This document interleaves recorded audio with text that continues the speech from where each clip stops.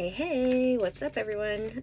This is a general love and relationship reading for Virgo. So this could be your sun, your moon, your rising, or your Venus sign, or anywhere Virgo is in your chart. Can also represent Virgo season. Can also represent someone who has Virgo in their chart that you are inquiring about. So let's get straight to the point, because you know what, Virgos? That's your energy. You're like, let's get to the point. Don't need to fluff. Don't need to talk about unnecessary things. 6th house routine. I'm not surprised this card came out. I'm pretty sure that the 6th house is Virgo energy. Let me see. Or rules Virgo. Or Virgo rules the 6th house, however you say it. I'm still learning the lingo. I am correct. The 6th house is ruled by the mutable sign Virgo and the planet Mercury. In the horoscope, it is the area of routine in everyday life. It is not so much a dazzling place as it has to do with the ordinary. It also rules the body differently from the 1st house, and especially your health, especially the digestive tract. So I feel like Virgos, you're feeling extremely at home. You are just in your zone, in your 6th house. You're in your comfort. Let's see what else is going to come out, though. Woo! Uranus and Genius. Uranus, this just came out for either Leo or Cancer. Can't remember which now. It was Cancer. But it represents the tower energy. It's, let me read that for you. It can be uncomfortable. A sudden bolt of a surprise that causes chaos. Uranus, the Great Awakener, is here to wake you up. What are you being woken up from? Because it represents the tower energy. So maybe you've been going along in your day-to-day routine, worrying about the things that you normally worry about, but something's going to happen that's going to cause a little bolt and shakeup. So let's see what that is. I don't want to scare you, but I get you can be very organized, very in your 5 of Swords, 10 of Swords, and the Hierophant. Okay, so it's a belief system. And you don't have to be, it's not anything negative. Nobody's dying, nobody's moving, nobody's breaking up, things like that. Nobody's losing anything, losing jobs. It's a way of thinking. So 5 of Swords is mental conflict and chaos. 10 of Swords is needing that. Well, it's about the worst is over. It's about a painful ending. So something that needs to die and not come back. Something that didn't serve you that is coming to an end. So it's a belief, a way of thinking. The Hierophant is a Taurus energy, but it is like conditioned. I feel like it's conditioned beliefs. There's some conditioned beliefs that are being I feel like let's get some more, but it's a conditioned beliefs. Could be about religion, spirituality, or just the world in general, waking you up to like kind of be like, hey, how you thought things were, or like maybe it's basically waking up to get you to see like you were operating from a conditioned place and not actually from your authentic self. King of Wands. So this could be Aries, Leo, or Sagittarius. Wands is fire. This represents you, your masculine energy, or somebody else's masculine energy. The Fool, taking a leap of faith. So it could represent a love relationship, taking a leap of faith with somebody.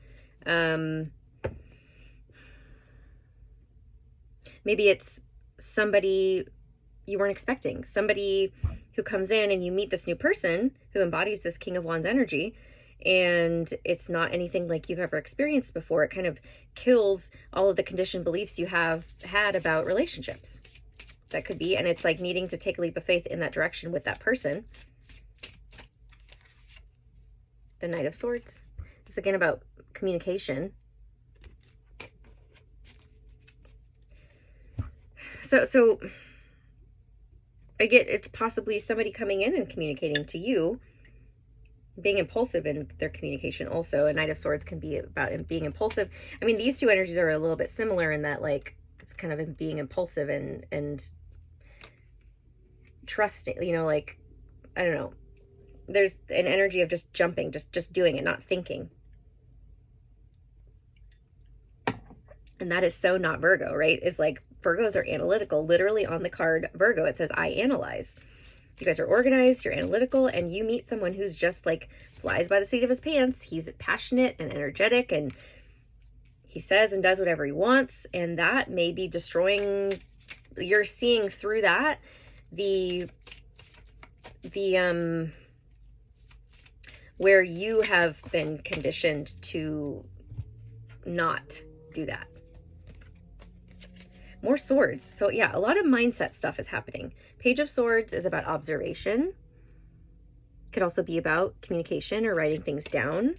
The Four of Swords is about resting your mind specifically. But I just think this is more like stillness and observation. So it's asking you to not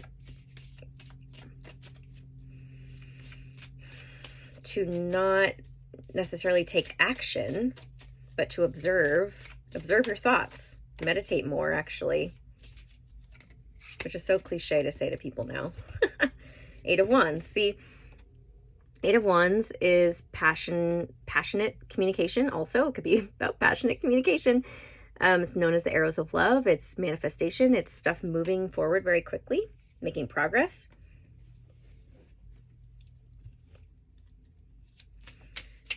I get you're afraid of that. I get that you're kind of afraid of moving things very quickly. Like how passionate this person is, you're kind of afraid of it.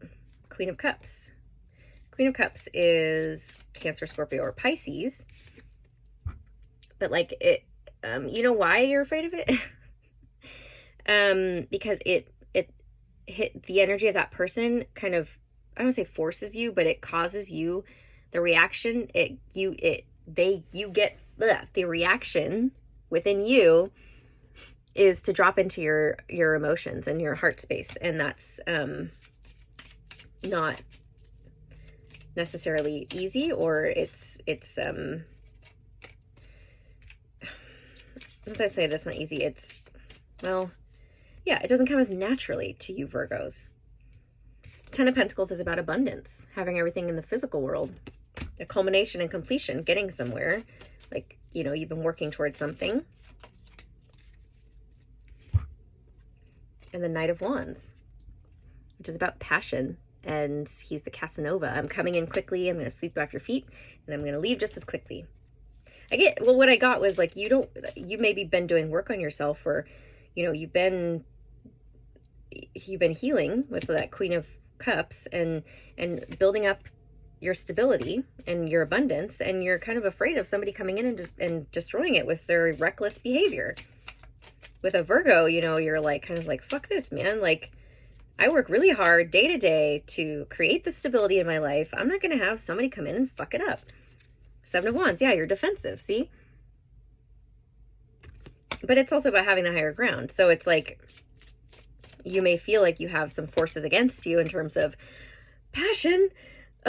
No. I don't want to get swept away in this, you know, fickle, you know, all this stuff, all these emotions and all these feelings, but you do have the higher ground. So it's like, you don't have to worry about being so defensive. Queen of Swords. Yeah. See, this is like, she's intellectual and analytical, but she's also still feminine.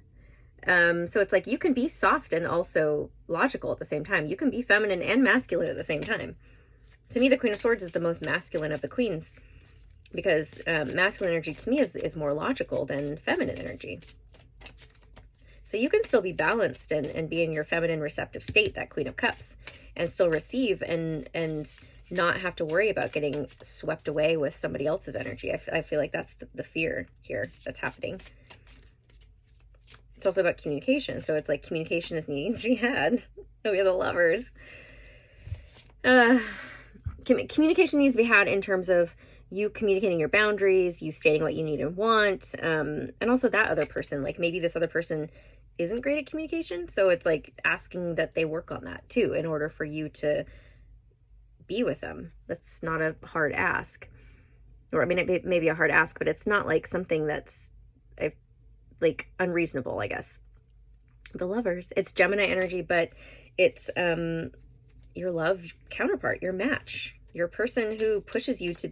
And I think that's also why it's like, maybe you've been single for a long time, and so you're just used to being on your own, and you're used to things, like you've developed this routine, this comfortability, and you know, that's what, like, the Tower card, which is the Uranus card, is something's coming in to shake it up, and you're just a little bit afraid of your stability being knocked off, right? But it's more so you need to trust yourself that what you've created will last and that you can maintain it no matter who comes in and out of your life. But I get this, the lover's relationship is the one that challenges you to be a better person. It's not just all sunshine and rainbows and blah, blah, blah, blah. It's like, this is the one that challenges you to be the best version of yourself, which means sometimes you have to try to do things a little bit differently, get out of your everyday routine, see things from a different perspective. And I feel like this person might be your opposite, which you're afraid of, but it's actually good for you, Virgos. It could be because it's the Lover's card, it could be a relationship that's meant to last.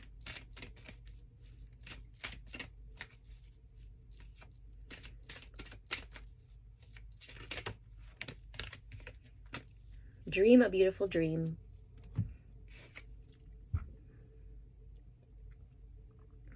Yeah, I definitely, because Virgos are analytical and then you're living in your day-to-day organized, like, kind of routine, you may not allow yourself to daydream a lot. I get it's asking you to daydream and to tap into this energy that you're not used to tapping into. I actually want to get one more of these.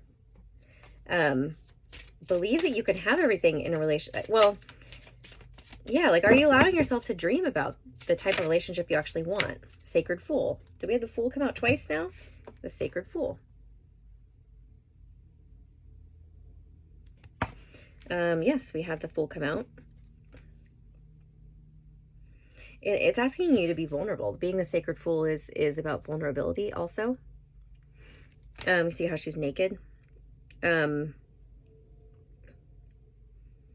Which I get, it may not be easy for you to do, to be vulnerable to, because I get daydreaming might feel vulnerable to you, to, like, because you're so analytical and, like, organized and logical, you're like, the thought of fantasizing seems silly to you, or, you know, it's child's play.